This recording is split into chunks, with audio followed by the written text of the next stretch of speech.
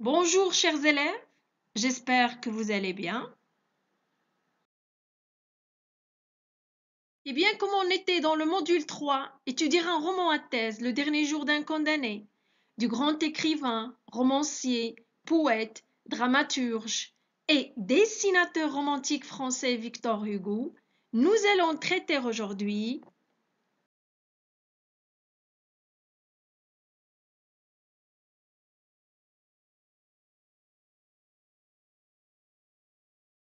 l'un des chapitres les plus importants dans l'œuvre, c'est le chapitre 13. D'abord, nous allons situer notre texte.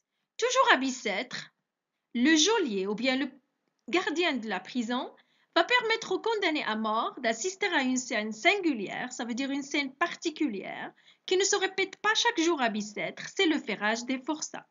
Les forçats, ce sont les condamnés aux travaux forcés qui partiront au bagne de Toulon. C'est une prison où ils vont exercer à perpétuité, c'est-à-dire durant toute leur vie, des travaux pénibles ou bien des travaux forcés. Donc le narrateur suit le spectacle avec amusement, curiosité, attention et avec beaucoup de pitié et de terreur.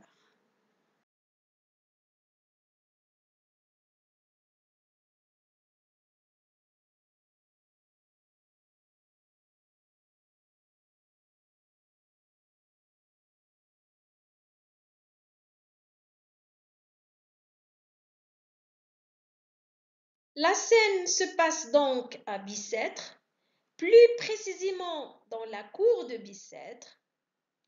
Les personnages présents dans le texte, nous avons le narrateur, qui est lui-même le personnage principal, le condamné à mort, la chiourme, ou bien les forçats, on les appelle aussi les bagnards ou les galériens, les argousins, ce sont les surveillants chargés dans les bagnes de la garde des forçats, les médecins, ils sont présents dans la prison pour faire une évaluation diagnostique aux condamnés aux travaux forcés et vérifier s'ils sont capables d'exercer des travaux pénibles à l'intérieur du bagne de Toulon. L'inspecteur, le directeur de la prison, les deux forgerons. Voici une image qui vous montre ce ferment des forçats. Donc, assis par terre, c'est l'un des forçats. Derrière lui, un forgeron est en train de lui mettre un collier de fer autour du cou. Il est armé d'une enclume portative. Vous avez ici un gardien. Les spectateurs, ou bien ce qu'on appelle les curieux de Paris qui viennent assister à ce spectacle, ils payent même de l'argent pour cette raison-là. Tout au fond, bien dans l'arrière-plan, on a vous avez des fenêtres, ce sont les fenêtres des cellules de la prison de Bicêtre, et derrière ces fenêtres, ou bien derrière ces cellules, il y a des prisonniers qui sont curieux aussi de voir le spectacle du ferrage des forçats. Victor Hugo cherche à défendre une thèse. C'est l'abolition de la peine de mort. Pour cette raison, il cherche à persuader et à convaincre un public. Donc, il utilise plusieurs registres littéraires pour arriver à cette fin. Le premier registre utilisé, c'est le registre pathétique. Nous avons une scène émouvante, une scène qui suscite la pitié, une scène qui suscite beaucoup d'émotions et la sensibilité du lecteur. Le registre comique, du comique noir, ou bien de l'humour noir, rire des spectateurs, les acclamations railleuses des forçats eux-mêmes, et un registre tragique, c'est une scène aussi tragique. Donc, lors de notre analyse de ce texte, on va essayer de voir deux axes. Le premier axe, c'est le ferrage des forçats, un spectacle cruel. On a vu dans le chapitre 1 que le condamné à mort était torturé par l'idée de la peine de mort. C'est une idée qui, lui, est infernale. C'est une idée aussi qui l'obsède. Donc, il entre dans un monologue intérieur qui montre le degré de sa souffrance. Il est seul dans son cachot Il trouve donc dans la proposition du geôlier un moyen de se distraire de ses souffrances et de sortir de cette monotonie d'existence qu'il mène à l'intérieur de sa cellule. Donc on a dit que le geôlier va le transférer dans une autre cellule. Cette cellule-là contenait une fenêtre. Le guichetier va lui dire que tu es là comme un roi dans la loge. Donc notre narrateur, dans sa loge, entre parenthèses, nous décrit cette scène très émouvante en utilisant le sens visuel et nous dévoile la violence exercée sur ces êtres humains qui ne sont que les condamnés aux travaux forcés. Dans un petit temps, on va voir la maltraitance des forçats. Donc ces forçats sont torturés physiquement et moralement. La torture physique, les forçats nus, on les avait déshabillés pour leur mettre un autre vêtement qu'ils vont porter durant toute leur vie dans le Bani de Toulon. Donc, pendant qu'ils étaient nus ou bien déshabillés, une froide averse d'automne éclata brusquement et se déchargea à torrent dans la cour de Bicêtre. Là, les forçats commençaient à grelotter, à trembler, leurs dents claquaient, leurs jambes maigries, tandis que les spectateurs se sont cachés de la pluie, de cette averse qui s'est battue sur la cour de Bicêtre. On les mena par bandes de 20 ou 30 à l'autre coin du priot. Le priot, ça veut dire la cour de la prison, où les cordons allongés à terre les attendaient. Donc les cordons allongés à terre, ce sont les chaînes, c'est la scène du ferrage. Donc ils sont traités comme des animaux. On va leur mettre des carcans, on va leur mettre des colliers de chaînes autour des cous, dans les mains, dans les pieds, etc. La torture morale. Les forçats sont humiliés, on leur jette des injures. Il y en eut qui pleurèrent. Et si par hasard un forçat un ami, la chaîne l'en sépare. Ils n'ont même pas le droit de lier des amitiés entre eux. Petit b, une description dévalorisante du spectacle du ferrage. Donc, ce qui domine dans ce texte, c'est la description. Une description dévalorisante. C'est très bien que Victor Hugo joue avec les types de textes. On va trouver le narratif, le descriptif, mais la visée, c'est argumentative, parce qu'il cherche à persuader et à convaincre. Ici, il est en train de défendre une thèse. Donc, la description de ce spectacle inhumain, qui est le spectacle du ferrage des forçats, auquel le narrateur a assisté, est faite à l'aide de plusieurs champs lexicaux. Donc, c'est un procédé utilisé ici par le narrateur. On va trouver le champ lexical du théâtre, parce que la scène est théâtralisée par l'auteur. Vous allez trouver spectateur, acte, spectacle, acteur, etc.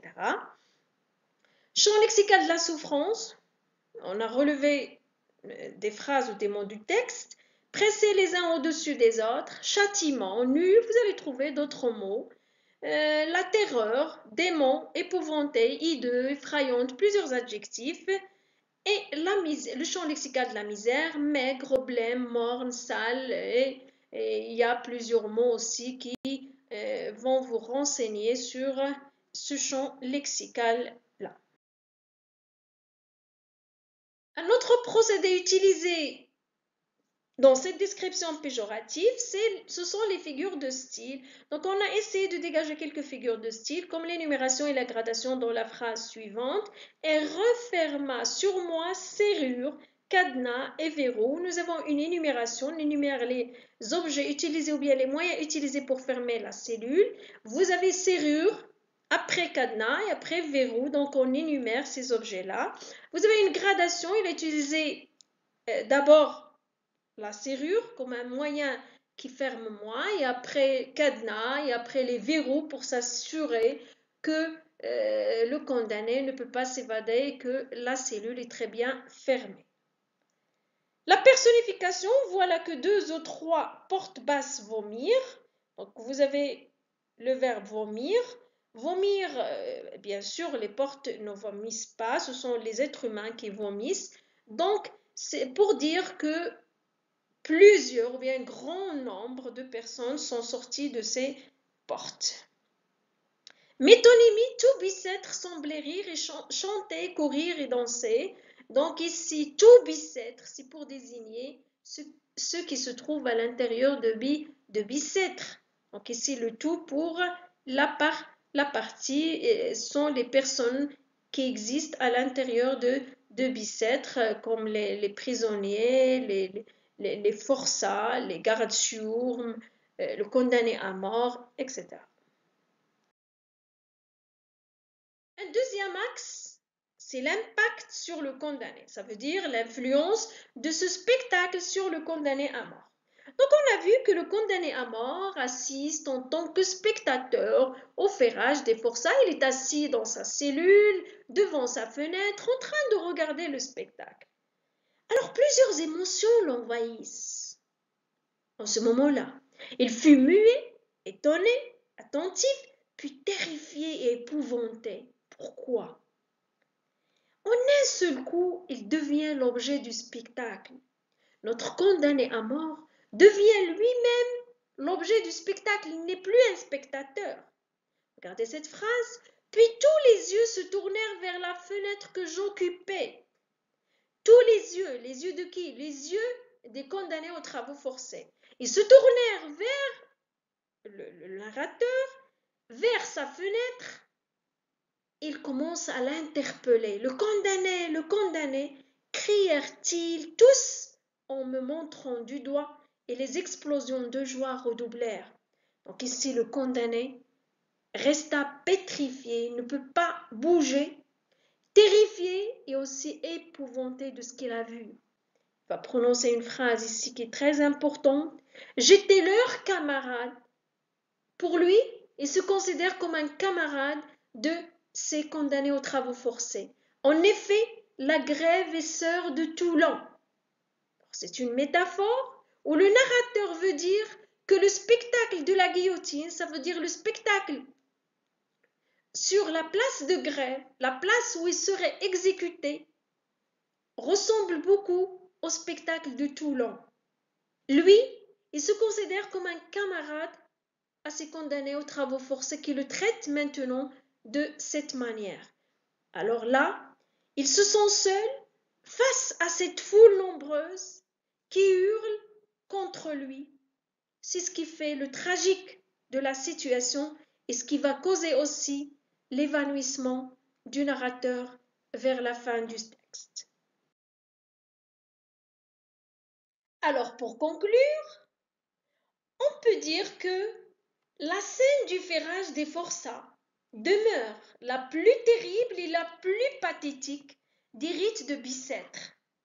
Victor Hugo donne un aspect spectaculaire à cette pratique inhumaine pour sensibiliser et pousser le lecteur à réfléchir et à agir contre ces pratiques qui représentent une violation des droits de l'homme.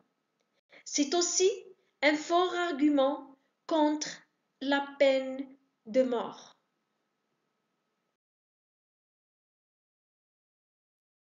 Merci pour votre attention, mes chers élèves. Je vous souhaite bon courage. Lisez, n'hésitez pas à lire et à relire votre œuvre et bonne réussite.